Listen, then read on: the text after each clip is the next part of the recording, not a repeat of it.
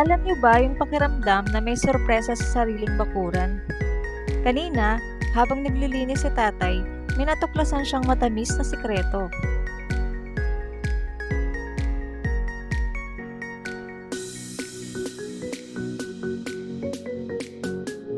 Matagal na palang itinanim ni tatay ang mga pinyang to.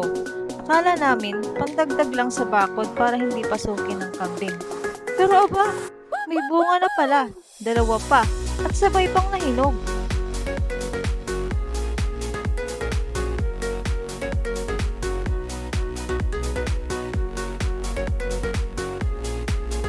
Kung tutusin, maliit na bagay lang to sa iba, pero para sa amin, special.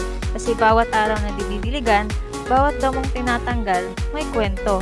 At ngayon, heto na ang matamis na kapalit.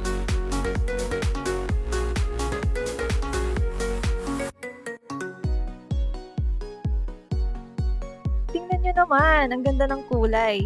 Parang iniimbita kang tikman. Hindi lang basta prutas to.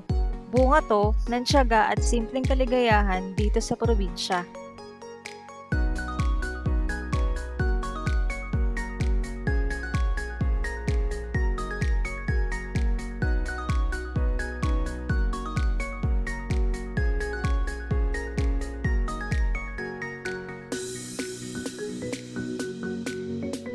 Simple lang, pero busog sa saya.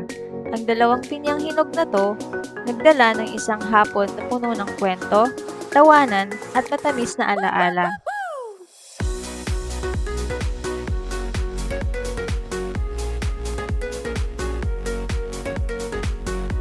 Kaya kung may bakuran ka, subukan mo ring magtanim. Malay mo, bukas, may surpresa ring naghihintay para sa'yo.